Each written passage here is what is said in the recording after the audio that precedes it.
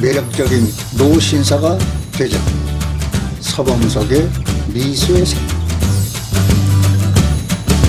지금은 70세 노인을 신중년이라 부르고, 그리고 80세 노인을 초노장년이라고 부른답니다. 그렇지만 아무리 중년, 장년이면 못합니까? 그에 걸맞게 매력적인 포인트가 있어야 하지 않겠습니까? 그야말로 멋지게 나이 들어야 한다는 뜻입니다. 영국 런던에 있는 정치경제대학교 교수였던 캐서린 하킴이 매력자본이라는 개념을 발표한 논문을 소개합니다. 그녀가 말한 매력은 잘생긴 외모로 뜻하는 것은 물론 아니라고 했습니다. 유머 감각과 활력, 세련미, 상대를 편하게 하는 기술 등 다른 사람의 호감을 살 수 있도록 하는 멋진 태도나 기술을 말하고 있습니다. 이런 멋진 태도나 기술은 나이가 많다고 쇠퇴하지 않는다는 것입니다. 오히려 더 좋아질 수도 있다는 설명입니다. 그것이 바로 경륜이라고 했습니다. 이것이 바로 나이 듦의 지혜와 여유 아니겠습니까? 한마디로 매력이 능력이고 경쟁력이라는 것입니다. 매력을 무기로 성공을 이룬 사람들을 일컫습니다. 캐서린 하킴 교수가 다음에 5가지를 충실히 실천하면 분명히 매력을 갖춘 멋쟁이 노신사가 될 수 있다고 설명하고 있습니다. 첫째, 얼굴에 웃는 모습이 떠나지 않아야 한다. 웃읍시다. 항상 웃읍시다. 늘 웃는 얼굴을 하라고 했습니다. 일부러라도 그렇게 하라고 합니다. 나이 들어 웃는 얼굴을 만드는 것이야말로 가장 중요한 매력 포인트라고 합니다. 캐서린 하킴 교수가 지하철의 경로석에 앉은 노인들을 유심히 관찰해 보았다고 합니다. 거의 모든 노인들의 일상이 찌푸려져 있음을 봤다고 했습니다. 둘째, 마음에 항상 여유를 가져라. 이러쿵저러쿵 따지고 가르치려 하지 말라고 합니다.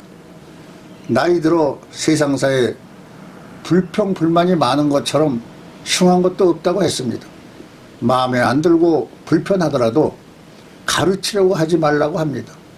웬만한 것들은 모두 양보하여 웃으며 넘겨버리라고 설명합니다. 그래야 멋지고 매력적인 노신사 자격이 있다고 했습니다. 셋째, 품격을 지켜라. 하고 싶은 말이 있더라도 매우 아주 중요하지 않으면 가급적 삼가하고 행동도 그렇게 하라고 합니다.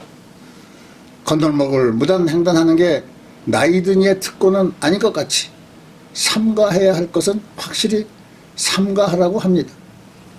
음식도 알맞게 적당히 깔끔하게 드시고 음주하신 후에는 중원, 무원 삼가하시고 해롱거리지 말라고 합니다. 노인이라고 다 똑같은 노인이 아니라고 합니다. 시기적절한 유행도 외면하지 마시라고 합니다. 나이 들수록 자신의 외모도 신경 쓰시고 가꾸고 다듬고 옷차림도 더 가꿔야만 합니다. 그리하여 인생의 품격이 드러나도록 하여야 좋겠습니다.